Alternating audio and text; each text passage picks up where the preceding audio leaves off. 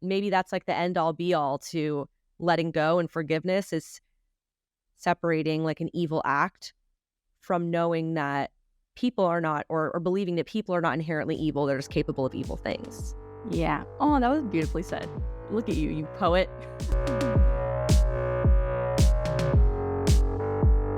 Welcome to the season finale of Rebel's Agenda. You're here with your co-hosts, Lindsey and Katrina. Season 1 has been an amazing journey of bad girls or badass women throughout history, inspired by this amazing book that I'm holding up if you're watching us on YouTube, called Bad Girls Throughout History by Anne Shen. So thank you, Anne. We did get Anne's blessing to do this season, and we hope she listens to it and enjoys it, just as we hope you have enjoyed it.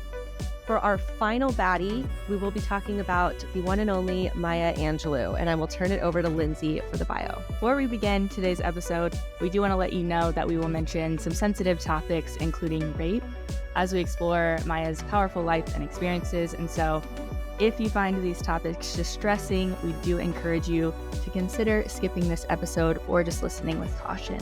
All right, let's jump into Dr. Maya Angelou's story. So she was born in 1928 in St. Louis, Missouri, and as a kid, Maya was sent to be raised by her grandmother in Arkansas after her parents got a divorce. Now, at 8 years old, she went back to St. Louis to visit her mother, and there she was raped by her mom's boyfriend, and she ended up testifying against this man in court. He was sent to jail and then released from jail pretty quickly. After that, several of her uncles beat the man to death. And then, frightened by the power of her own tongue playing out in that story, Maya chose not to speak for 5 years.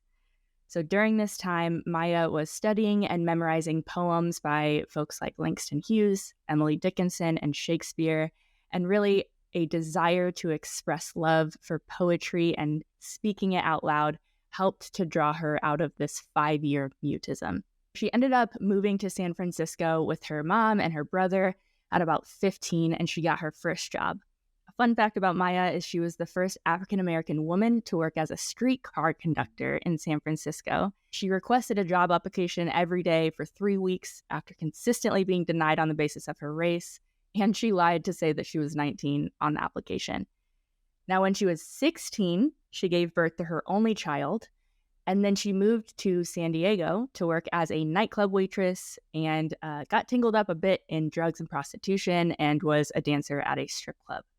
Ironically, though, the strip club ended up saving her career, and she was discovered by a theater group, and she landed a role touring 22 countries. She moved to New York for 2 years, got involved in the civil rights movement, and then she moved to Egypt with a boyfriend to edit for the Arab Observer. She then returned to the US, began publishing her autobiography series, starting with I Know Why the Caged Bird Sings, followed by 5 more volumes. Now, many schools sought to ban this book, and still do, for its frank depiction of sexual abuse, but it is credited with helping other abuse survivors to tell their stories. She published 36 books in total and was really active in her career well into her 80s.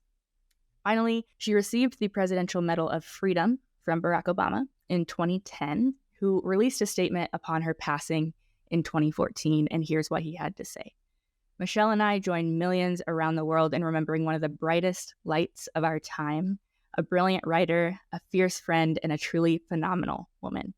But the voice she found helped generations of Americans find their rainbow amidst the clouds and inspired the rest of us to be our best selves. In fact, she inspired my own mother to name my sister Maya. And that is Dr. Maya Angelou. Let's kick it off with our first question, which is, why is Maya bad? Why is she a badass? The only thing I can think of is possibly that her book is on a banned list, which seems kind of bad. Her book was banned for explicit sexual content. She was raped when she was 8 years old. She describes that experience in the book. Should it be banned or not? I don't know exactly how book bans work. I think it's school district by school district, and it might even depend on age. I think age is a big factor. There's a difference between being 7 and 17. But what do you think?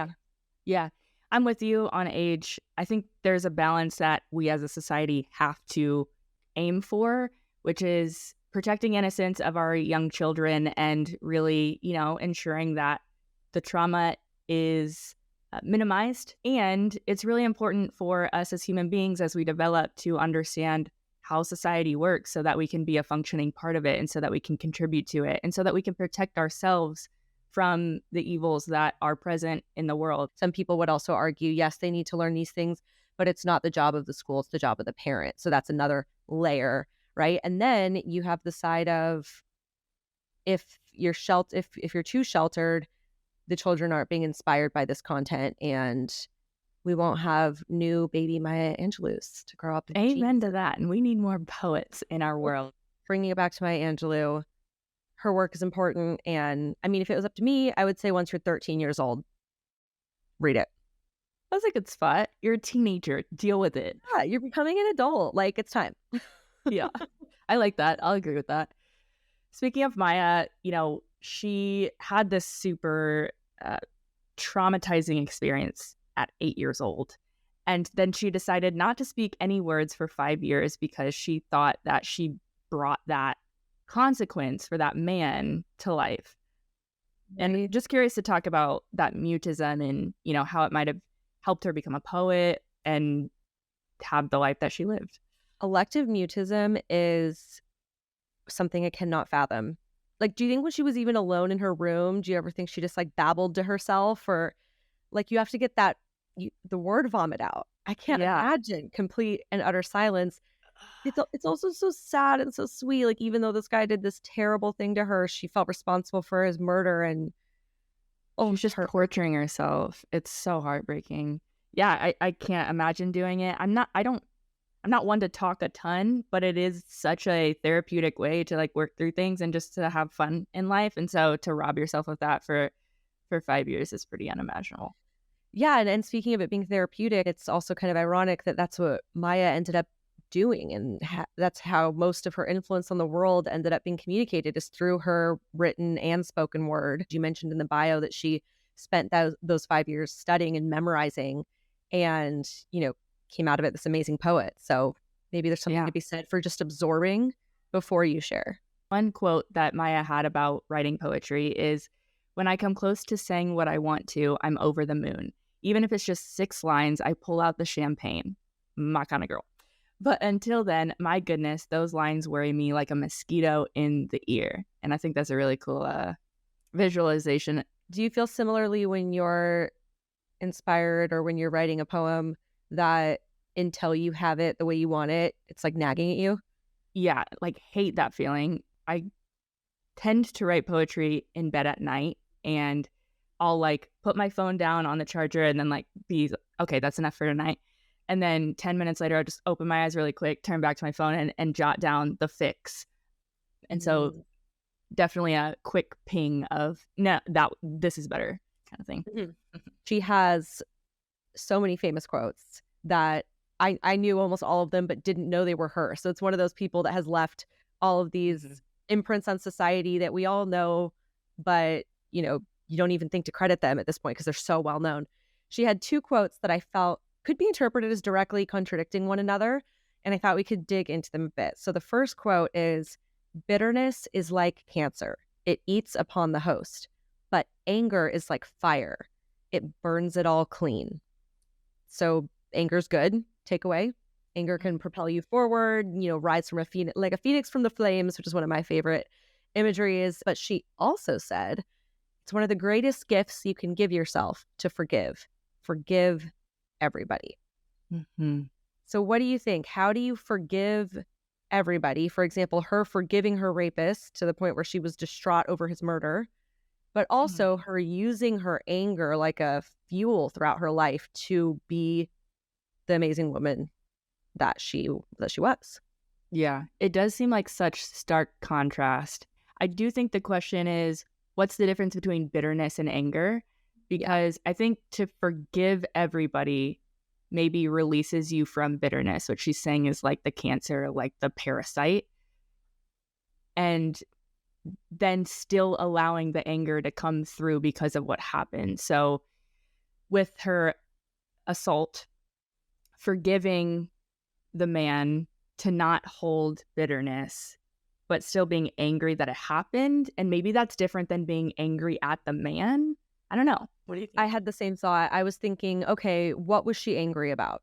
She was angry about racism. She was angry about discrimination. She was angry about abuse. And those are all actions done by people, but she also found it in her heart to forgive the individual person and be angry at the thing itself and the evil itself and that result. And separating those, maybe that's like the end all be all to letting go, and forgiveness is separating like an evil act from knowing that people are not, or believing that people are not inherently evil. They're just capable of evil things. Yeah. Oh, that was beautifully said. Look at you, you poet. I love it. Okay. I do want to ask this because we've chatted about this in real life as well. And Oprah became this lifelong mentee of Maya Angelou, and Oprah credits so much of who she is and what she's accomplished to Maya Angelou. It's my life's dream to have a mentor like Maya. And so the question that Oprah asked was, what advice would you give to the younger version of yourself? So I'd like for both of us to kind of answer that question at this stage in our life. What advice would you give? I'll think too. Okay, I'll go for it.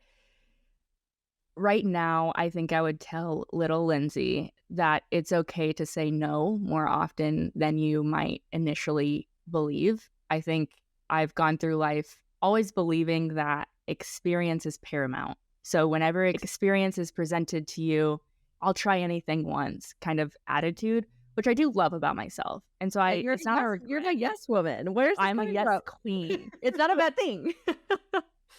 But setting boundaries can be like building muscle. And I think my muscle for setting boundaries is pretty weak. And so I would tell younger self, sometimes if you don't want to do something, it doesn't always have to be a yes. That's a good one. Oh, I'm really struggling with mine. I actually feel like I have written down some advice to myself even recently, and I wish I could go find it in my journal because I don't even remember what it was. Maybe this would be advice that I wouldn't give to myself as a child, but myself as like a teenager. The darkest years of my life, and probably many females' lives, is teenagerism. Agreed. It was a rough time.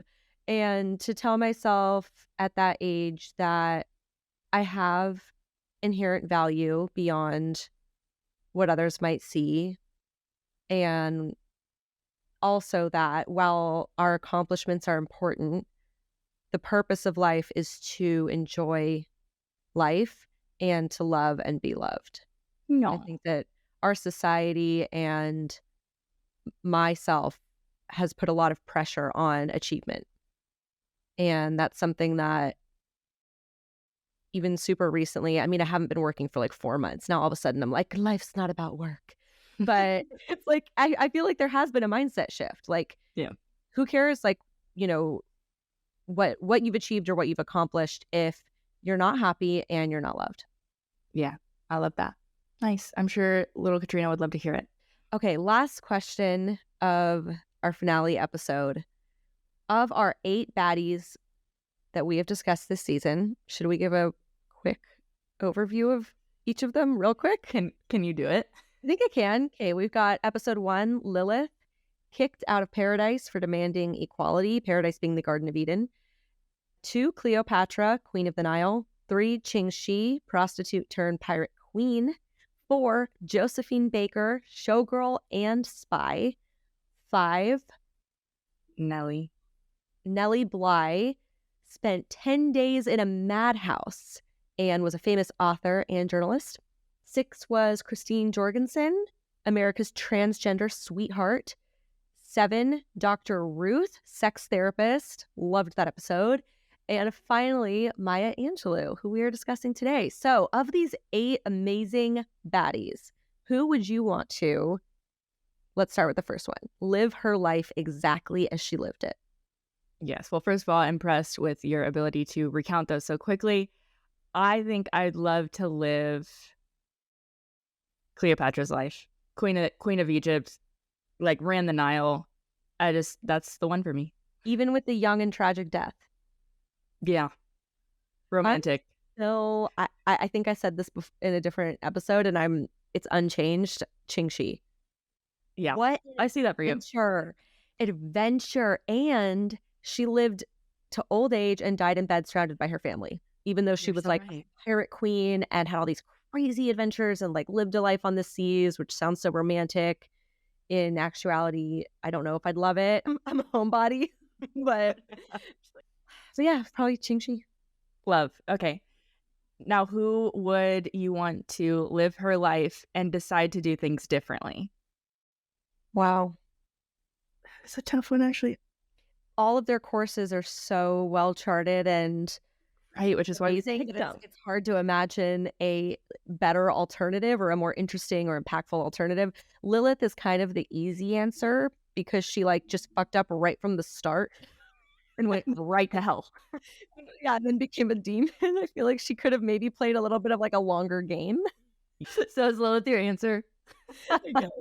Okay, fair. I'll go with, I'm like looking at the list. I suppose I'll go with Josephine. I don't know. Parts of her story are so amazing and I would love to live, like traveling abroad, having a cheetah. But I don't know about like the 12 kids part. I don't know that I would change her decision about leading the movement, but that would be an interesting decision to make. Maybe I would like try to do it a little bit or something. So yeah. You try to have both. Yeah. You just lead the civil rights movement a little bit. Just like half. Yeah. All right. And the last one, what's the last one? Who would you want to be best friends with? Oh, Dr. Ruth. Oh, that's such a good one. Yeah. She is out there. She just had her 95th birthday. 95 years old. Where are you at, bestie? Let's hang. Yeah, like hit us up. I'm gonna go with Ruth as well. Like, there's no denying she'd be absolutely the most fun. All right, so for our last poem of the season, we will be reading together "Phenomenal Woman" by Maya Angelou. All right, let's do it.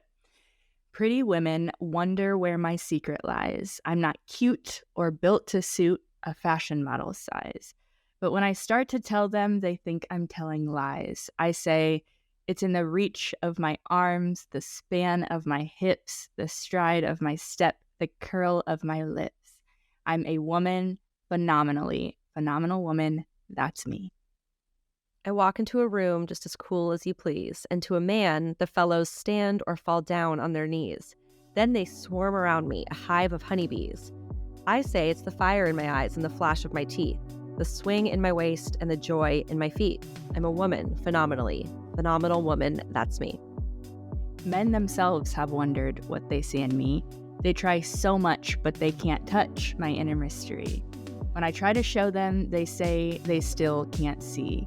I say it's in the arch of my back, the sun of my smile, the ride of my breasts, the grace of my style. I'm a woman, phenomenal woman, that's me.